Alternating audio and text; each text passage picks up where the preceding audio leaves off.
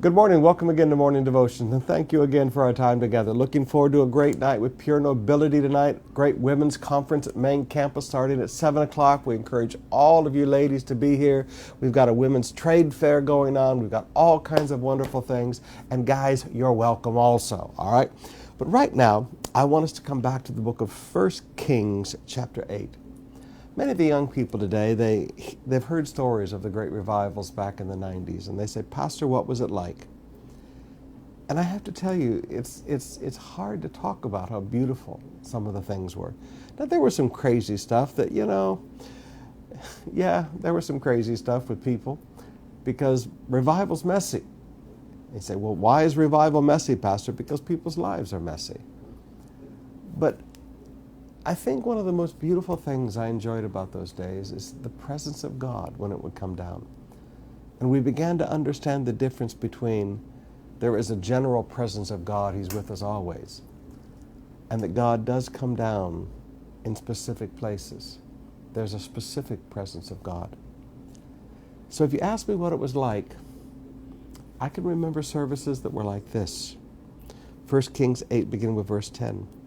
When the priests withdrew from the holy place, the cloud filled the temple of the Lord. And the priests could not perform their service because of the cloud, for the glory of the Lord had filled His temple. There were times when the glory, and glory kind of means a heaviness, the glory comes down in a place, and you can't preach, you can't sing. People would just sit in the presence and be changed.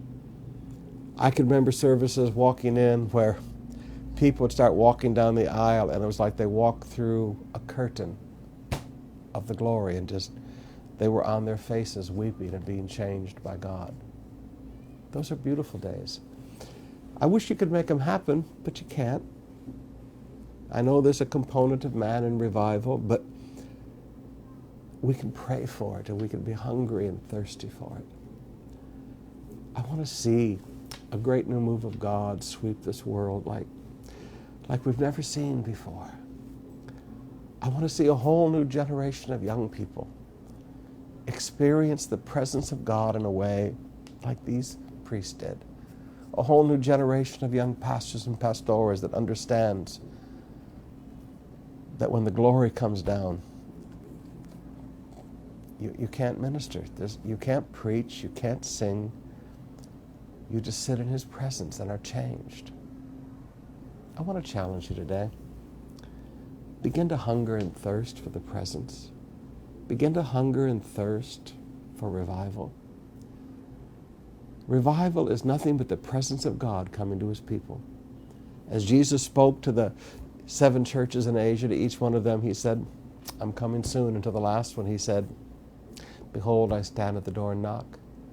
Jesus' answer to Satan moving his throne to Pergamum and trying to stop the incredible revival that was born in Acts chapter 19 in Ephesus, Jesus' response was in the next generation. He said, I'm going to come right back through here again.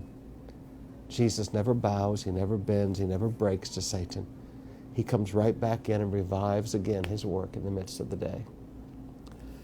If Jesus tarries, I'm a young man. I'm only 59. I get my dual citizenship this year.